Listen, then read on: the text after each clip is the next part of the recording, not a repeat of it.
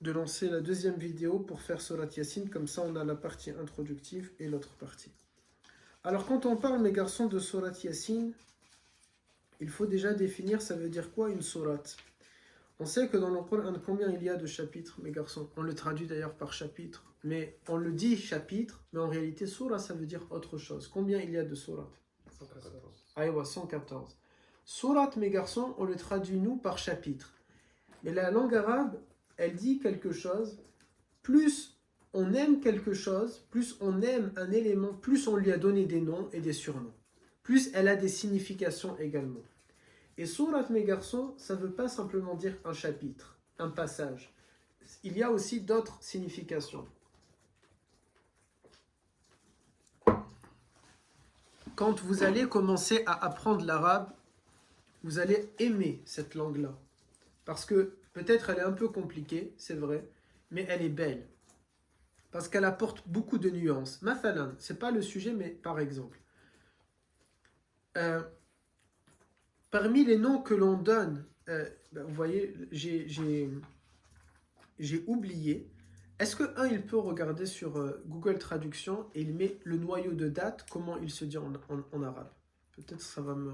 Parce que j'ai un doute entre la peau et le noyau. Ou ChatGPT, ici, il veut travailler. Google, OpenAI.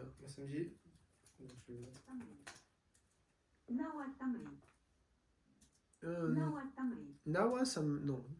Essayez un autre. Une autre traduction. Comment en français on dit le noyau de la date? On appelle ça le noyau de la date, tout simplement. Ou il a un autre nom? Oui.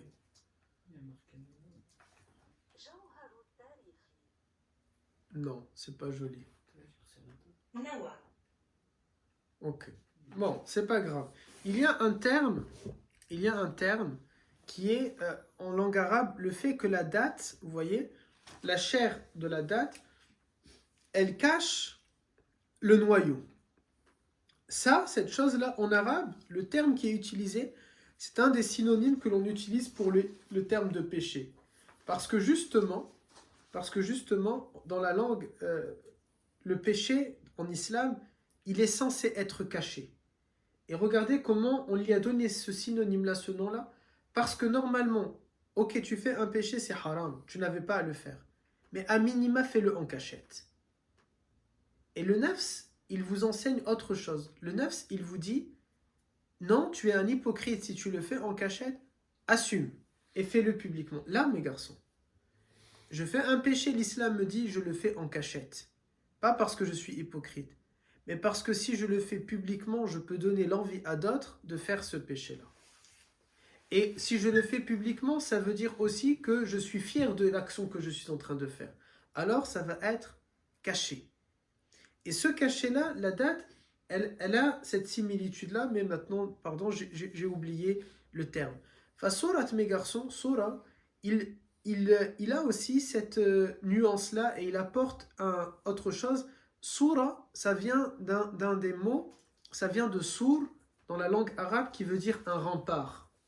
Et en ce sens, les sourates, elles ne sont pas que des chapitres. Elles sont des remparts, des protections. Parce que chaque sourate, elle a un bienfait particulier. Vous avez mathalan al-maw'idatayn. Et on a fait tout ça dans la matière que d'ailleurs je vous prépare une certification là-dessus parce qu'elle est toute petite, qui est la culture coranique, al-thaqafa qur'aniyya, qui est le niveau collège. Vous l'avez tous fait ici avec moi, sauf Anas, qui est thaqafa qur'aniyya. Ayoub et Badr, vous l'aviez fait avec moi à l'époque de Celle-Neuve. Reda, Anas, Madih, vous l'aviez fait avec moi à l'époque de Celle-Neuve. Ayoub, à l'époque de Celle-Neuve également. Thaqafa Qur'aniyya, la culture coranique, elle nous dit quoi? Surat Yasin, voilà les bienfaits, on a vu ensemble. On a vu As-Sab'at Munjiyat, quels sont les bienfaits? On a vu la valeur de Al-Kafirun, la valeur de Al-Ikhlas, Al-Maw'idatayn. On a vu, mathalan, pour Surat Al-Kaf, quels sont ses bienfaits? Même les deux derniers versets de Surat Al-Kaf, mathalan, ils apportent un certain bienfait. Ayat al-Kursi, un bienfait, etc., etc. Et donc, Sur, ça veut dire, Surah, ça vient de Sur qui est un rempart. Un rempart, pourquoi? Car chaque sourate, elle peut m'apporter une certaine protection. Amma, on sait exactement c'est quoi la protection. Ok? Par exemple, Surat al-Baqarah, elle permet d'éloigner Shaitan. Tout le Coran permet d'éloigner Shaitan. Le simple fait de dire Allah, ça peut éloigner Shaitan. Mais Surat al-Baqarah, elle a, on va dire, un booster, ok, quelque chose de plus fort, de plus puissant. Elle a cette capacité d'éloigner Shaitan pendant 3 jours, à moins que vous l'appelez à grands coups de haram et à grands coups de tentation et à grands coups de, je sais pas, astaghfirullah, ok. Mais voilà pourquoi on dit les sourates. Aussi, surah, mes garçons, ça vient aussi de quelque chose d'autre qui est quelque chose qui est très élevé. Et quelque chose qui est très élevé ou qui est en train de s'élever parce que la sourate, elle a aussi ce pouvoir-là. Sourate après sourate, il y a ce pouvoir-là de t'élever en degrés, de t'élever et de t'éloigner d'al-haram, de t'éloigner des péchés. Vous savez, les gens, qu'est-ce qu'ils disent souvent? Ils disent, moi je ne veux pas faire la prière parce que je fais des choses haram. Ce n'est pas la bonne méthode. C'est parce que tu fais des choses haram que tu devrais prier. On doit tous prier. Mais si tu fais des actes haram, en plus que tu devrais encore plus prier. Parce que Allah Ta'ala nous dit dans le Coran, Inna salata tanha anil fahsha'i wal munkar. Allah Ta'ala dit dans le Coran, la prière, elle va effacer et t'éloigner de al-fahsha wal munkar, de la turpitude et des choses mal. Allah Ta'ala n'a pas dit, tu dois être parfait et après tu fais salat. D'ailleurs, la preuve de ça, c'est quoi? C'est que j'ai commencé notre prière, on apprend à 7 ans, on l'a fait à 10 ans, de manière à faire quoi? On n'est pas encore jugé ici, mais de manière à éloigner le plus possible les choses haram. Et quand je vais rentrer à l'âge adulte, à 13 ans, à ce moment-là, alhamdulillah, les choses haram, elles se sont éloignées de moi. La prière, elle a ce pouvoir-là. Ne dites pas, je ne suis pas bien, alors je ne fais pas. Vous savez, c'est les bonnes résolutions du 31 décembre et elles ne tiennent que jusqu'au 2 janvier. Aujourd'hui, je ne fais pas, mais demain, je vais changer. Non, khalas. Là, maintenant, je fais des choses haram, mais après, j'ai l'intention d'arrêter mon acte haram et après, je vais faire ma prière. Non, ça ne marchera pas. Pour arrêter un acte haram, tu as besoin d'Allah Ta'ala. Comment tu vas avoir l'aide d'Allah et tu n'as pas répondu à l'appel de Allah à travers la prière? On a parlé par rapport à la Umrah, en disant que c'est une invitation de Dieu et on marche et on dit labbaik Allahumma labbaik, n'est-ce pas? La prière, c'est aussi un appel de Allah. Et quand je me lève et je fais tahajjud, quand je me lève et je fais fajr, et après Dhuhr, Asr, Maghrib et Isha, ce sont des labbaik. Je suis en train de répondre à l'appel que Allah Ta'ala m'a fixé et que Allah Ta'ala m'a donné. Ok? C'est le chat, il veut sortir. Ouvrez-lui la porte, laissez-le sortir. Si après il miaule, tant pis pour lui.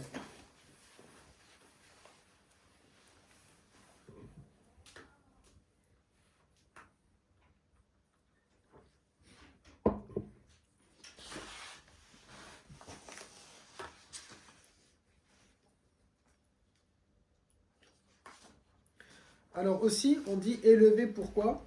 Parce que la lecture du Coran, elle va t'élever, on a dit, en degrés et elle te permet d'effacer des péchés. À l'image de ce compagnon dont j'ai oublié le nom, qui était en train de réciter le Coran, qui était en train de réciter le Coran, qui était en train de réciter le Coran, et après il s'est arrêté. Il s'est arrêté, et le prophète sallallahu alayhi wa sallam lui a dit, tu n'aurais pas dû t'arrêter, parce que tu étais en train de monter en degré, en degré, en degré, et il a atteint presque le moment, il a atteint, mais il aurait pu aller plus loin, où le trône de Allah Ta'ala s'est mis à trembler. Le trône d'Allah Ta'ala s'est mis à trembler. Et donc, voilà pourquoi, surah, dans le sens que ça permet aussi de nous élever. On grandit, on mûrit. Surat après surat, je vais grandir et mûrir. Surat après surat dans la réflexion, surat après surat dans sa méditation, surat après surat dans sa lecture, surat après surat pour apprendre en lisant en français, je vais m'élever en degrés, m'élever dans ma foi, m'élever en spiritualité, m'élever en connaissance, m'élever parce que je suis en train d'abandonner des actes haram pour l'amour de Dieu, etc. Yes. C'est quoi le mot en arabe pour dire s'élever? Enfin, d'où ça vient? Ça vient pareil de surah. Surah? Aïe.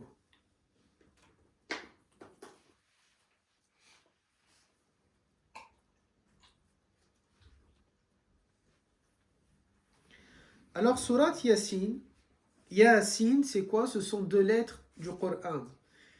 Allah Ta'ala n'a pas donné l'explication pourquoi il a commencé certaines sourates par des lettres. On a vu ça dans Thaqafa Qur'aniyya, dans la culture coranique. On le reverra dans une matière qui s'appelle Ulum al-Qur'an, les sciences du Coran. C'est encore autre chose, Ulum al-Qur'an. Ça n'a rien à voir avec le tafsir, avec Khawatir ou avec Tadabbur al-Qur'an. Ulum al-Qur'an, c'est comprendre comment le Coran est arrivé jusqu'à nous, la chronologie de la révélation, l'assemblage du Coran, la topographie du Coran. Et c'est encore différent du tajwid, qui sont les différentes manières de lire le Coran, ok, et ainsi de suite. Alors, Surat Yasin, mes garçons, elle a plusieurs thématiques, elle a plusieurs sections. Et elle est divisée en 6 sections. Le verset 1 à 12, Allah Ta'ala parle ici de la relation des insouciants au Coran.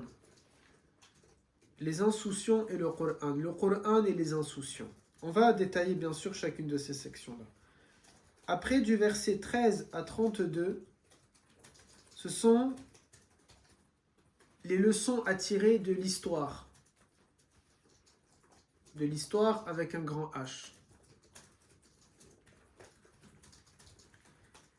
Du verset 33 à 44, ce sont les leçons à tirer, à puiser de la nature. La nature avec un grand N.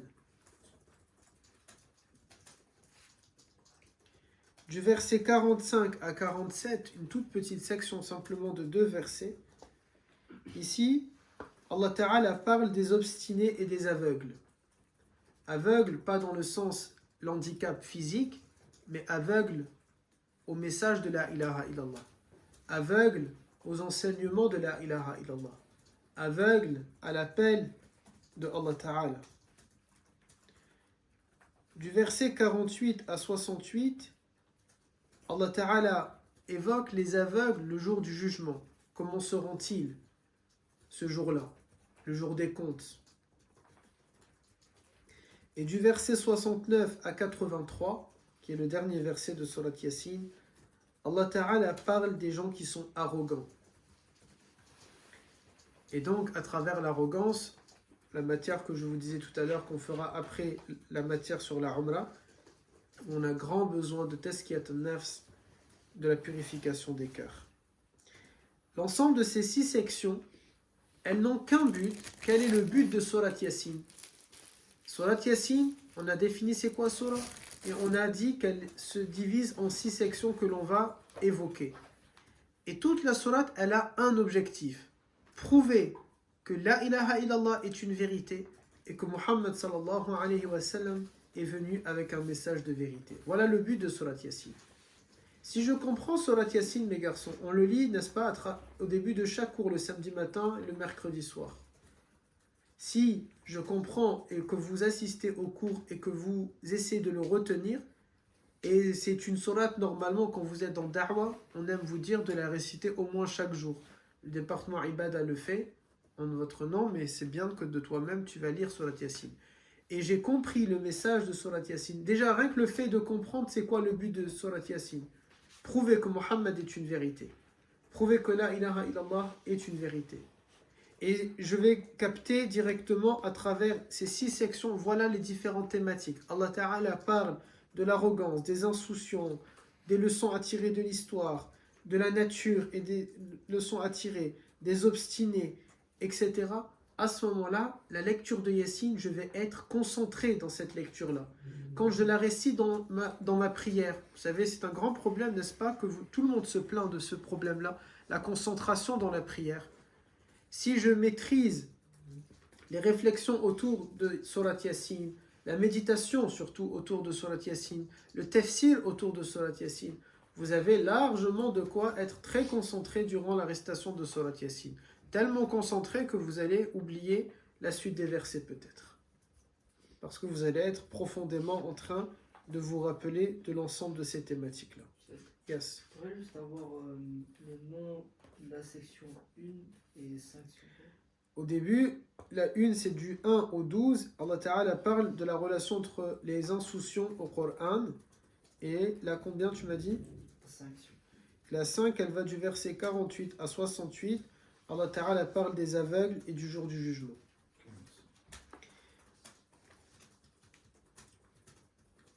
Alors dans la section 1 maintenant. La section 1, mes garçons, ici le livre que j'ai entre les mains, c'est Cheikh Asim Khan qui l'a écrit. Il dit, je vous dis qu'est-ce que lui il dit, et après Oustad il va approfondir un peu plus. Il dit la première section évoque le Coran et les insouciants. Allah prête serment, c'est-à-dire il jure par le Coran, qui est décrit comme Hakim, plein de sagesse. Yasin ou al-Qur'an il-Hakim. Rappelez-vous, on avait vu dans Thaqafa Qur'ani, à chaque fois que Allah Ta'ala dit wa, ça veut dire quoi? Il jure sur sa création. Cheikh Asim Khan, il dit, il nous explique ensuite que le Coran a été révélé pour avertir un peuple dont les ancêtres n'ont pas été avertis. Mais ils sont enchaînés par leur propre arrogance et par conséquent, que tu, Muhammad, les avertisses ou non, cela leur est égal, ils ne croiront pas. Ici, mes garçons, donc, Allah Ta'ala parle d'un peuple qui est normalement ignorant, insouciant, ils sont ra'afil. C'est-à-dire que l'islam dit, si un peuple n'a pas reçu le message, alors il est insouciant, et donc à ce moment-là, il n'est pas condamné à l'enfer, il mérite le paradis parce qu'il ne sait pas. Et c'est assez logique. On va pas, vous savez, par exemple, mathalan, je m'écarte du sujet, mais pour que vous compreniez bien, parce que Dieu est juste. L'être humain est injuste, mes garçons. Mais Allah Ta'ala, il est juste. Un enfant qui vole, je dis un enfant, pas un adolescent, ok? Un enfant, il va voler. Que vont faire les parents généralement? Ils vont le gronder, ils vont crier dessus. À l'école, mathalan, je sais pas, un petit au CP, au CE1, il va voler quelque chose, on va lui crier dessus. Peut-être, Madir, si son petit frère Aïtam, il est au CM2, il va voler un truc, Madir, il va réagir comment? Honnêtement, peut-être il ne va pas être content avec son frère. Mais pour vous montrer que l'être humain est injuste, on va punir un enfant pour quelque chose qu'il ne sait pas. Parce qu'on ne lui a pas appris ou inculqué c'est quoi le vol. Imaginez, tu te noies et on te dit, bah tant pis pour toi, tu peux mourir. Bah il ne fallait pas te noyer. Bah, pourquoi tu t'es noyé? Bah, je ne sais pas nager. On ne va pas punir quelqu'un, il s'est noyé parce qu'il ne sait pas nager. N'est-ce pas? On va le sauver et on va tout faire pour lui apprendre à nager de manière à ce que plus jamais ça va recommencer. L'enfant, je dis bien l'enfant, pas l'adolescent. L'adolescent, à partir de 13 ans, islamiquement, il est adulte, il est censé avoir accumulé un savoir. C'est ses parents qui doivent l'éduquer de 7 à 14 ans normalement. Si on ne lui a pas appris une chose, pourquoi on va le punir? Même mentir, mes garçons. On va punir un enfant parce qu'il ment. On va punir un enfant parce qu'il a dessiné sur un mur. On va punir un enfant parce qu'il a jeté à manger. Vous avez déjà vu ce genre de scène. Il est enfant, il a 1 an, il jette et on va le gronder, on va lui crier dessus. Dans son cerveau, il ne comprend pas qu'est-ce qui est en train de se passer. Something wrong. Il y a quelque chose qui ne va pas. Mais la personne qu'il faut gronder, normalement, c'est le parent. Pourquoi je punis quelqu'un et il ne sait pas? C'est pas logique. Imaginez, vous êtes, chaque fois que vous avez eu une mauvaise note, on vous a crié dessus. Le fait d'avoir 17, ça veut dire déjà que vous avez un manque de connaissances. Même 19, ça veut dire que vous ne saviez pas tout. Et on va vous punir pour le 1 qui vous manque. Ce n'est pas logique. Ok? Il n'y a pas ici quelque chose qui est logique. De la même manière, islamiquement, Allah Ta'ala ne punit pas un peuple qui ne sait pas. Parce que il, Azza wa Jal, contrairement à l'être humain, il est juste. Et donc le peuple doit avoir le message, et ensuite le libre arbitre fait que ce peuple, il décide de faire ou de ne pas faire, de suivre ou de ne pas suivre. On ne va rien leur imposer, c'est leur décision, leur choix. Mais dès lors que j'ai choisi, en toute connaissance de cause, de ne pas obéir à mon Seigneur Allah, de ne pas reconnaître qu'il, Azza wa Jal, est Allah, alors je dois me plaindre qu'à moi-même, et je ne peux pas dire, Seigneur, si tu existes, astaghfirullah, astaghfirullah. À ce moment-là, c'est toi qui as choisi ta voie, tout simplement. Quraysh, ici dans cette première section, Allah Ta'ala parle de Quraysh en tant que peuple qui sont des insouciants, ils ne savaient pas, mais maintenant le message leur est venu et ils veulent rester dans cette insouciance-là. Et là, maintenant, mes garçons, la réflexion, à tadabbur al-Qur'an et la méditation doit me mener à quoi? Je fais peut-être partie de ceux-là, de ceux que Allah Ta'ala, moi, mathalan, je suis pas un insouciant. Nous avons un cerveau qui réfléchit, nous avons des intelligences artificielles autour de nous. Vous êtes né dans une famille musulmane, à éducation musulmane. Vous n'êtes pas des gens insouciants. Et on vous a donné la connaissance, ou le moyen en tout cas d'obtenir cette connaissance, mais vous avez voulu et préféré rester dans cette insouciance-là et dans cette obstination à ne pas vouloir suivre, comme si vous ne saviez pas. On l'entend souvent dans notre communauté, les gens ils disent, mais si c'est pas grave si tu sais pas, c'est pas grave si tu sais pas. Ils veulent rester dans cet état-là, dans cet état d'inconscience et d'insouciance, dans cet état où je ne sais pas. Sauf qu'ils se trompent, ils ne sont pas un peuple insouciant. Pourquoi? Parce que Muhammad sallallahu alayhi wa sallam est venu à l'humanité. Muhammad sallallahu alayhi wa sallam est venu pour nous et vous tous, nous tous, ici autour, nous sommes nés dans une famille, pas forcément religieuse, mais en tout cas avec une culture religieuse, avec une culture musulmane et islamique. Et donc aucun d'entre nous ne peut dire « je ne savais pas ». Ça ne marche pas. Ça marche pour un Amérindien, ça marche pour des Mormons qui sont enfermés dans leur communauté, dans l'Utah, et ils n'avaient pas le droit de sortir parce qu'ils vivent comme une secte, pour certains bien sûr. Ça oui, ce sont des gens qui sont insouciants. Mais maintenant les gens ici, on ne peut pas dire que nous sommes des... Ouvrez la... parce que c'est pour le chant en fait. Là ici, on ne peut pas dire qu'on ne savait pas. Ok? Laisse entrouvert la porte, mets le petit bloc, le temps que le chat y rentre.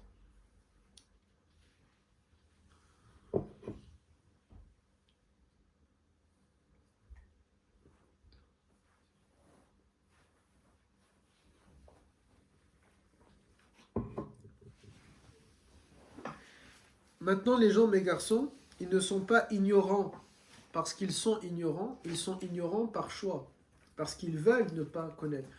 Je suis désolé, mais on est dimanche soir, vous êtes un groupe de 18 personnes entre la génération et les futures générations. Ça veut dire qu'il y a ici typiquement 12 personnes, c'est ça? 2, 4, 6, 7, un peu moins. 11 personnes qui ne veulent pas apprendre. Et ils ne peuvent pas dire, on peut pas dire, bah, je ne savais pas, Allah Ta'ala va me pardonner. Là, il y avait la possibilité d'apprendre et de savoir. Mais tu as choisi de ne pas apprendre. Ça a été ton choix à toi.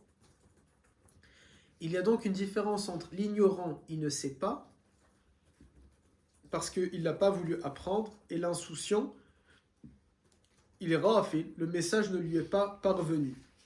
La section 2, Cheikh Asim Khan, lui, il dit, la deuxième section est un récit historique au sujet des gens de la ville, Ashabul Qariya, qui vécurent bien longtemps avant l'ère du prophète Muhammad, alayhi salatu salam, et reçurent pas moins de 3 prophètes disposant du soutien d'un seul homme croyant. Tous furent rejetés par ce peuple, et leur destin fut ainsi scellé. Le message de cette histoire est ici clairement énoncé comme un avertissement à l'égard des polythéistes de Quraysh. Ne voient-ils pas combien de générations nous avons fait périr avant eux, dont aucune ne reviendra jamais, nous dit Allah. Les Mécois devaient ainsi sortir de leur état d'insouciance et tirer des leçons de l'histoire. Ça, c'est ce que Cheikh Asim Khan, il dit, je traduis pour vous. En clair, la deuxième section, elle rappelle à Quraysh, Ashabul Qariya, qui est un peuple qui a vécu avant Muhammad, avant vous, Quraysh, avant vous les Arabes, eh bien, souvenez-vous de Ashabul Qariya. Ce peuple à qui Allah Ta'ala a envoyé 3 prophètes, plus un saint, pour leur rappeler, et ils les ont rejetés, et alors ils ont eu la malédiction de Allah Ta'ala sur eux. Ça me fait rappeler, mes garçons, Abu Jahl, le père de l'idolâtrie, l'un des plus pires ennemis du prophète, alayhi salatu salam, c'est pas Abu Jahl, pardon, c'est Utba. Utba ibn Rabi'a, qui fait aussi partie des pires, lorsqu'il vient devant le prophète, alayhi salatu salam, wallah, Utba ou Abu Jahl, peu importe, un des chefs de Quraysh, mathalan, parmi les plus pires. Il vient pour parler au prophète Muhammad et il se met a parlé avec arrogance au prophète, et je l'ai mis dans le cours de Sira, j'évoque ce récit-là.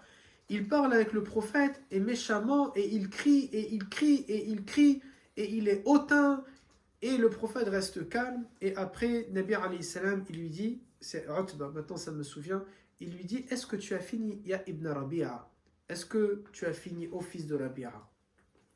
Utba, il est surpris par cette réponse du prophète. Il s'attendait à ce que le prophète va répondre de la même manière que lui. Il lui dit oui. Et là, le prophète, alayhi salam, il se met à réciter le Coran.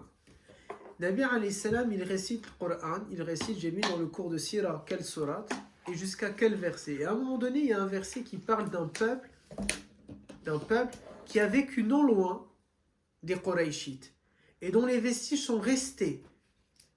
Et Quraysh connaît ces vestiges-là. Et ils ont toujours eu la chair de poule par rapport à ça. Et là, il met Utba ses deux mains sur la bouche du prophète et lui dit « Stop, arrête de réciter.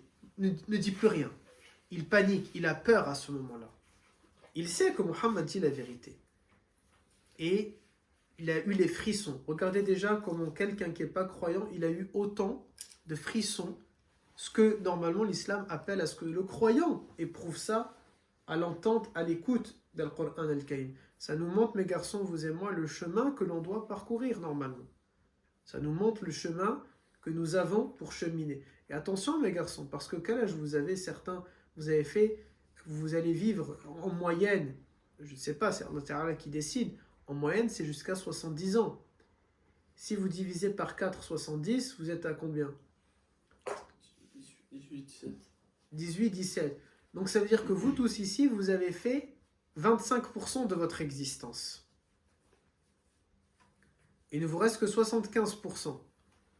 Allez-vous comprendre le message d'Allah Ta'ala avant d'arriver à 50%, à 60%, à 75%, et à bout d'un moment, ça va être trop tard. Un jour, vous allez être dans la situation de vous dire « Je suis plus proche de la tombe que de la vie ». Vous allez atteindre cet âge-là. À un moment donné, mes garçons, vous allez être plus proche de la mort que de la vie. L'espérance de vie pour un homme, c'est 70, j'ai 32. C'est-à-dire, dans 3 ans, chaque jour qui passe, je suis plus proche de ma tombe que de ce que j'ai vécu. J'ai dépassé les 50%. Et si encore, je vis jusqu'à 70, parce que je peux mourir. Quand on sait que le prophète a dit, la majorité de ma communauté va mourir dans la soixantaine. Alors c'est pire, ça veut dire, khalas, j'ai dépassé les 50%. Et ça veut dire que vous n'êtes pas, non, à 25%, mais vous êtes autour des plus, peut-être 33%. Je ne sais pas, à vous de faire le calcul. Vous devez donc faire attention, mes garçons. Les leçons de l'histoire ici, elles sont où, mes garçons? Elles sont que, regardez, Allah Ta'ala parle de Ashabul Qarya. Il leur a envoyé 3 prophètes et un wali pour leur rappeler, et ils n'ont pas voulu écouter. L'histoire que je vous ai dit avec le prophète et Utba ibn Rabi'a, il n'a pas voulu écouter. Eh bien toi, ça c'est ta réflexion. Ça, on est en plein dans le khawatir. Tout à l'heure, tu me disais, est-ce que vous allez nous apprendre? Là, on est dans le khawatir. Je me pose et je me dis, combien moi, Allah Ta'ala m'a envoyé de rappels? Combien de fois j'ai entendu mon maître me dire le bon comportement ou la prière? Combien de fois j'ai entendu mes parents? Combien de fois je suis tombé sur une vidéo ou sur quelque chose qui m'a appelé à être correct? Combien de fois, mes garçons? Jusqu'au moment où Allah Ta'ala va cesser, mes garçons, de vous envoyer un rappel. Et à ce moment-là, khalas. C'est comme exactement votre téléphone quand il sonne, une fois, 2 fois. Toi, tu sais pas qu'il sonne une fois, 2 fois, 3 fois. Mais ton correspondant, il entend la première sonnerie, la deuxième sonnerie, la troisième sonnerie, n'est-ce pas? Eh bien, toi, tu es celui qui ne sait pas combien de sonneries Allah Ta'ala t'a fait. Mais tu sais qu'il sonne. Tu sais qu'il t'a appelé. Ce cours-là est l'un d'entre eux, mathalan. Le fait que tu es né dans une famille croyante, c'est un rappel, mathalan. Et ainsi de suite. Simplement, il y a peut-être 1, 2, 3, 4, 5 appels. Et seul Dieu sait, mes garçons, combien d'appels il t'a permis d'obtenir et de recevoir. Et puis, au bout d'un certain nombre d'appels, vous êtes envoyé sur messagerie, n'est-ce pas? Eh bien là, ce n'est pas la messagerie, mais c'est autre chose. poussez votre réflexion, votre khawatir, et laissez votre esprit imaginer qu'est-ce que ça va être. Aussi grave que tu vas l'imaginer, je peux te dire, c'est beaucoup plus pire que ça. Tu n'auras même pas imaginé qu'est-ce que ça va pouvoir être. La troisième section de Surat Yasin, qui va donc du verset 33 à 44, Cheikh Asim Khan, lui, il dit, la troisième section entame son discours en décrivant les signes physiques qui se trouvent dans la nature. Beauté dans l'apparence, organisation, variété, fonction et utilité. Tout ceci peut-il n'être que le fruit d'une simple coïncidence où la nature a-t-elle conçu et organisé par un créateur bienveillant et miséricordieux, celui-là même qui appelle les hommes à l'adorer au début de la sourate. De nombreuses raisons de croire ont désormais été proposées, mais en l'absence d'une reconnaissance d'Allah de la part des hommes, la quatrième section vient avertir les obstinés. À ce stade, la sourate Yasin a présenté un message direct, un message tiré de l'histoire et un message tiré du monde qui nous entoure. Ici, mes garçons, ce que moi je vais rajouter, c'est de dire tout simplement, Allah Ta'ala dans cette troisième section, il va rappeler voilà la beauté de la création. C'est comme si vous voulez, pour moi, dans ma réflexion et dans le khawatir que nous sommes en train de faire là, vous savez, souvent les gens, qu'est-ce qu'ils disent quand ils ne croient pas en Allah, quand ils sont obstinés dans leurs attitudes, dans le fait qu'ils ne veulent pas vivre selon ce que Allah Ta'ala leur a demandé. Yani, bien sûr, c'est leur choix, mais moi je m'adresse à vous qui dites être musulmans. Comment ça va se passer? Ils vont dire, mais regardez la nature, elle est tellement belle, elle est tellement parfaite, elle est ceci, elle est cela. Alors, pour eux, ils vont justifier, puisque la nature est parfaite, c'est, pour le dire d'une autre manière, ils ont pris la perfection d'une création de Allah, la nature, et l'ont transformée comme étant le créateur, tout simplement pour ne pas reconnaître l'existence de ce créateur-là, parce que c'est compliqué, ils ne veulent pas suivre les commandements. Et donc ils ont préféré prendre une des choses que Allah Ta'ala a créées, à savoir la nature parfaite, et dire, ben voilà, c'est ça mon créateur. Et cette nature-là, elle ne parle pas, cette nature-là, elle n'a pas révélé le Coran, cette nature-là, elle ne m'a pas commandé de faire mes 5 prières, cette nature-là, elle ne m'a pas dit d'être juste. Et donc, justement, je peux profiter de tout ce que je veux. Mais j'ai reconnu une force supérieure, je ne suis pas fou quand même.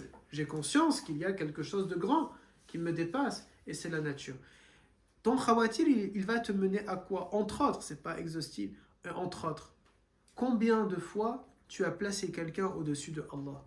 Ou combien de fois tu t'es arrêté, tu as imaginé, khalas, moi j'ai pas envie d'aller jusqu'à Allah. Mathalan, c'est lorsque Allah Ta'ala te commande quelque chose, mais tes parents t'ont demandé autre chose. Mais ça t'arrange de faire ce que tes parents là t'ont demandé. Ça t'arrange de faire cette mesure-là. Ça t'arrange de faire cette mesure-là. Ça filme, hein, attention à ton visage, ça va faire un gros plan sur toi. La passe. Les aléas du direct. Peut-être ça a fait un gros plan sur toi. J'espère pas. J'espère pas pour toi non plus. Qu'est-ce que j'étais en train de dire? Combien de fois on place quelqu'un? Oui, mais non, j'étais en train de dire, ça tu vas le faire quand, mathalan, Allah Ta'ala t'a commandé quelque chose, mais ça t'arrange de prendre l'avis d'un autre, d'une création de Allah Ta'ala. C'est là aussi où vous pouvez tomber dans l'interprétation du Coran. Et du coup, vous vous êtes placé vous-même à la place d'une autre créature. Toi, moi, je suis intelligent. Moi, j'ai ma connaissance. Moi, je sais que Allah Ta'ala ne veut pas ça de moi. Astaghfirullah. C'est-à-dire, je reconnais une puissance que Allah Ta'ala a fait, et ça m'arrange de le reconnaître, parce que, c'est-à-dire, non, je ne suis pas totalement contre Dieu, je reconnais ça. Mais je préfère suivre cet avis-là. Mon avis à moi, ou bien l'avis de un tel, ou bien l'avis de un tel, à la place de ce que Allah Ta'ala m'a ordonné et m'a commandé de faire. C'est mathalan, par exemple, voilà pourquoi même à travers l'obéissance des parents, l'islam a fixé quoi comme limite? Sauf dans la désobéissance à Allah. Ils m'ont demandé, je vais faire. Ils m'ont demandé de désobéir à Allah, je n'ai pas le droit. Alors bien sûr, attention mes garçons, comme je l'ai enseigné aux collégiens, comment je fais en tant que croyant quand je n'ai pas le choix que de désobéir à Dieu? Mathalan, vous vivez en France Et il y a une contradiction entre la loi de Allah et la loi de l'État. Toujours, vous allez respecter la loi du pays dans lequel vous vivez. Toujours. Et si cette loi-là, elle t'est insupportable et elle t'empêche de pratiquer ta religion, khalas, alhamdulillah, nous sommes français, vous prenez vos bagages, vous vendez vos biens et vous partez. Tout simplement. Vous avez cette liberté-là de mouvement. Est-ce que l'État va vous interdire de partir? Non. Tu n'es pas recherché, tu n'es pas condamné, tu as le droit de prendre tes affaires et tu t'en vas. Il n'y a aucun problème avec ça. Tu vas devenir un expatrié et ceci et cela. Quand il y a une contradiction, quand il n'y a pas de contradiction, tant mieux. Quand Allah Ta'ala t'a demandé de faire quelque chose et la loi ne t'a pas interdit de la faire, tu fais toujours ce que Allah Ta'ala t'a demandé. Je dis bien, quand la loi ne t'interdit pas quelque chose et Allah Ta'ala t'ordonne quelque chose. Par exemple, Allah Ta'ala t'ordonne de faire 5 prières. La loi ne t'interdit pas de faire 5 prières. Je fais mes 5 prières. La loi, Allah Ta'ala me demande, si j'étais une fille, Allah Ta'ala par exemple me demande de mettre un voile. Mais la loi m'interdit de mettre un voile à l'école. Qu'est-ce que je fais? Je retire mon voile à l'école. Allah Ta'ala me demande, mathalan, de l'adorer. Mais la loi demain, parce que je ne sais pas, des extrémistes arrivent au pouvoir, m'interdit d'être un musulman. Qu'est-ce que je fais? Je prends mes affaires, je vends mes biens et je pars. Tout simplement. Et si on m'interdit de partir, alors je rentre dans ce qu'on appelle un opprimé. Je deviens un Ouïghour, je deviens un Rohingya. Vous voyez? Je deviens une minorité religieuse dans un endroit où on me persécute au nom de ma croyance. Je deviens les Bosniaques pendant la guerre de Bosnie. Je deviens ça. On me tue et astaghfirullah, j'espère pas qu'on en arriverait là, mais on vous attaque et on vous tuerait parce que vous êtes musulmans. C'est ce que les Rohingyas ont fait, les Ouïghours ont fait. Nous, on vit dans un pays de droit, donc normalement, ça c'est impossible. Mais Allahu A'lam, on ne sait pas comment les choses, elles peuvent tourner. Est-ce que vous comprenez? Alhamdulillah. Quatrième section.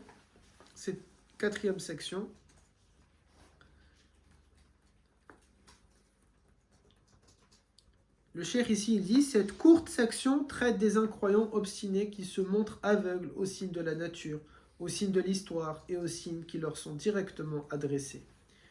Lorsqu'on leur conseille de nourrir les pauvres, ils répondent, pourquoi devrions-nous nourrir ce qu'Allah pourrait nourrir s'il le voulait? Ces gens refusent ainsi de faire le bien à travers la charité, mais ils utilisent la pauvreté comme une explication de l'injustice dans le monde et par conséquent comme une preuve de l'inexistence de Dieu, astaghfirullah. Ils disent, s'il existait réellement un Dieu, pourquoi laisseraient-ils ces gens mourir de faim?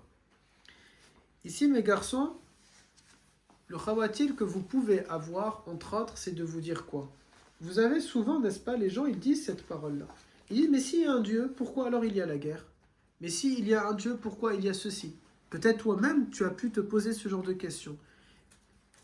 Le sens de cette quatrième section, elle va de quel côté? Elle est dans le sens, si je prends un exemple, parce que hier je suis tombé sur la story de comment il s'appelle le Tchétchène là, qui fait du sport. Ibra TV. Alors il avait une machine, un extracteur de jus, ça m'a donné envie d'en acheter un. Inch'Allah, s'il est en promotion, je vais l'acheter. Et là maintenant, la quatrième section, elle m'a fait penser à ça. Vous voyez à quel point ce cours-là, je peux le redonner dans 2 ans, dans 1 mois, et je vais vous donner d'autres informations, parce que je vais penser à autre chose. Bon, aujourd'hui, c'est pour Ibra TV. L'extracteur, il utilise... Qui a vu la story parmi vous? Ok. Bon, Reda, il sait de quoi je vais parler, mais il n'a pas fait un khawatir de la story de Ibra TV. Un extracteur de jus, de fruits, c'est fait pour mettre des fruits faciles à travailler. Lui, il met des carottes. La carotte, c'est dur. C'est comme si tu mets une pomme de terre. Tu vas casser la machine. Avant d'arriver à la fin de la story, moi je savais, il va casser sa machine. Tu vois la machine, par exemple, si elle est rapide, elle tourne comme ça, et là d'un coup, hop, elle ralentit. Tu sens, mais masha'Allah, il a de l'argent, ils sont fous, peut-être. Après, il dit, avec sa voix, les gars, ben voilà, en fait, vous voyez, avec son accent et sa voix, la machine est cassée, bah je vais la jeter parce que ceci. Il a dit d'ailleurs un truc, moi ça m'arrive. Il a dit, moi je vais la jeter parce que voilà, le truc de la bureaucratie, je le renvoie, je dois. Moi aussi, je suis comme ça. J'ai déjà fait une marmite, on a fait des raclettes, j'ai oublié de nettoyer. Le lendemain, j'avais pas du tout envie de nettoyer. Poubelle. C'est un truc de riche, ça. Non, c'est pas du tout un truc de riche. Si. Arrête, en plus, c'est enregistré. Tu vas m'obliger à ne pas publier le cours après. Ça m'est déjà arrivé. Et ça me fait penser cette section à ça, dans le sens que si je regarde pas le mode, l'entreprise de l'extracteur, ils donnent un mode d'emploi. Ils te disent quelque chose. Toi, tu ne le fais pas. Et ensuite, tu te plains, j'ai acheté ça 130 € sur Amazon et ça n'a pas marché. Les gens sont de cette manière-là. Ils disent, pourquoi, s'il y a un Dieu, pourquoi il y a la guerre? Là, Allah Ta'ala nous a créés avec un mode d'emploi. Nous n'avons pas, nous, respecté ce mode d'emploi. Il y a une conséquence. Pourquoi nous allons nous plaindre auprès d'Allah Ta'ala? Est-ce que vous allez mettre un portable dans l'eau et dire, bah c'est n'importe quoi, ce portable, il ne va pas sous l'eau? Oui, il ne va pas sous l'eau, le portable. Tu ne peux te plaindre qu'à toi-même. Et on est d'accord qu'aucun d'entre nous est assez fou pour faire ce genre de choses. Aucun d'entre nous n'est assez fou pour s'envoler, sauter d'un immeuble et voler et dire « Oh, mais c'est n'importe quoi cette vie, j'arrive pas à voler. » J'ai conscience que je ne peux pas le faire.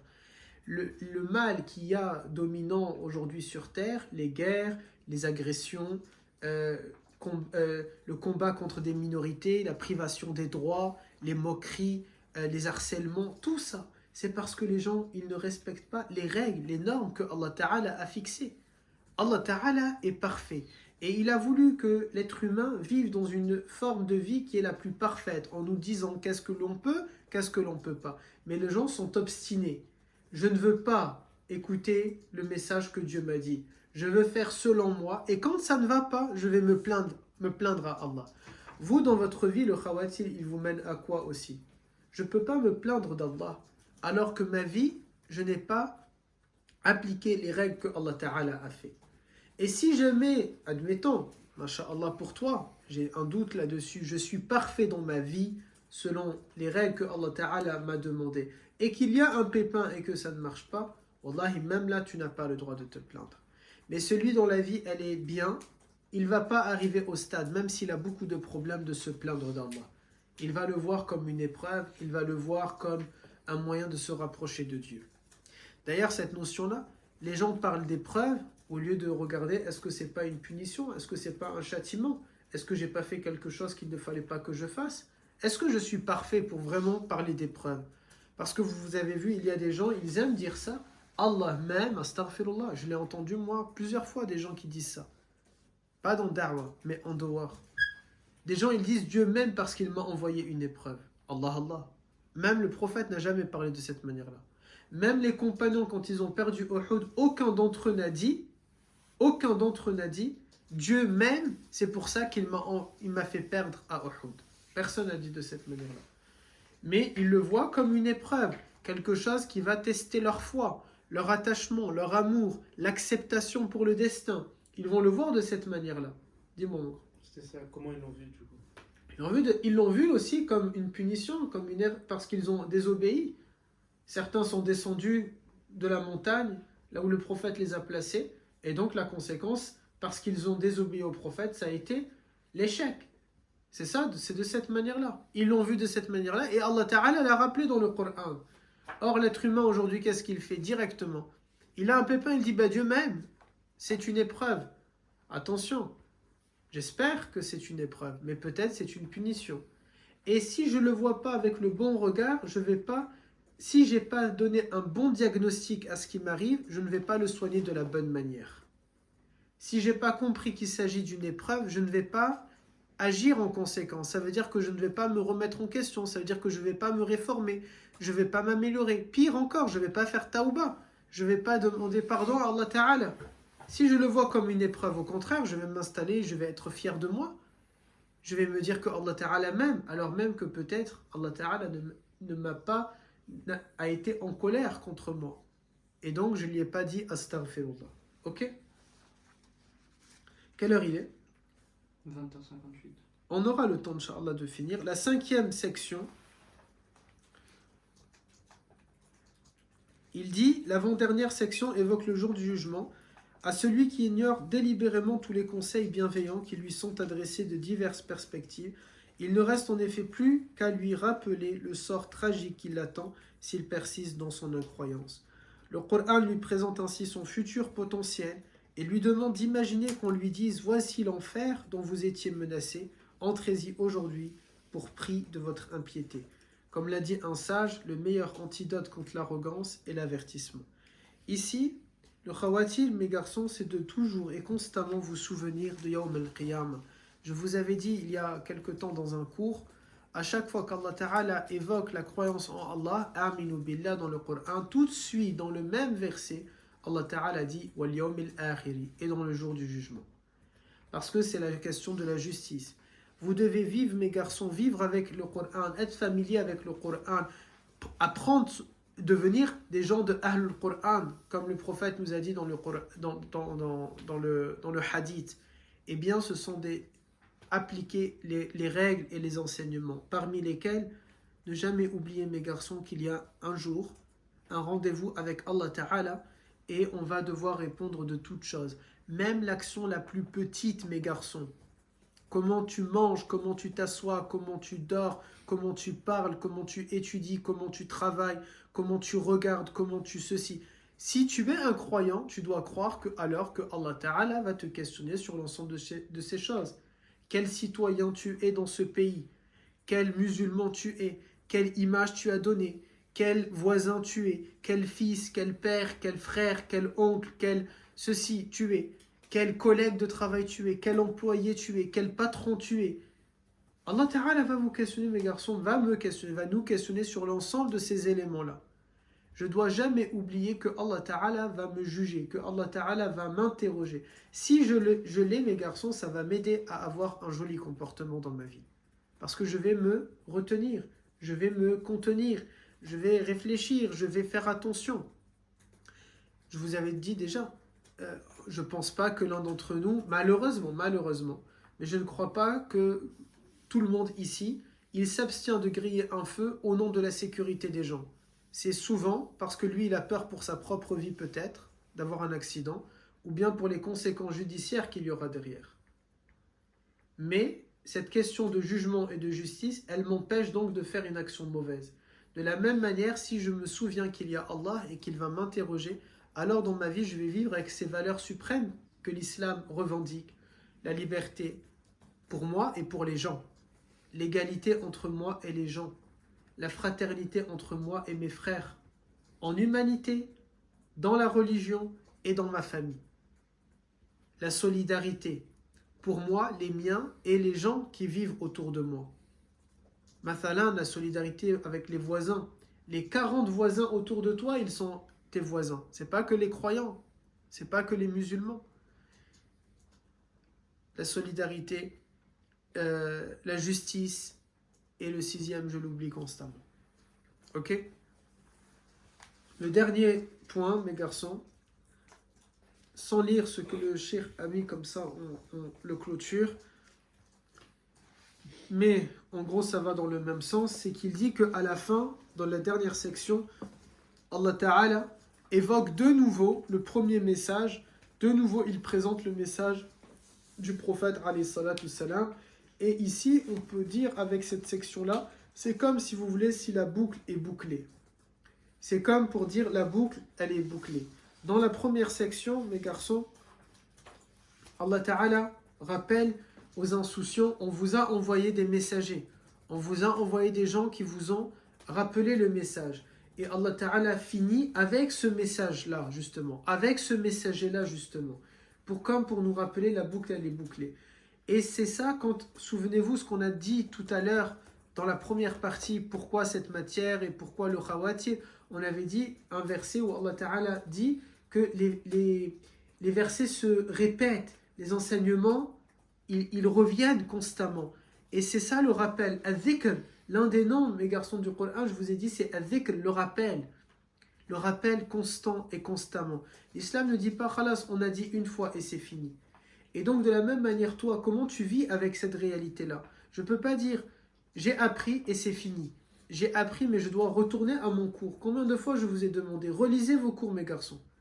Pourquoi vous êtes autant sérieux quand il s'agit de passer un examen à l'école française, républicaine, et vous ne l'êtes pas quand il s'agit de connaître votre religion?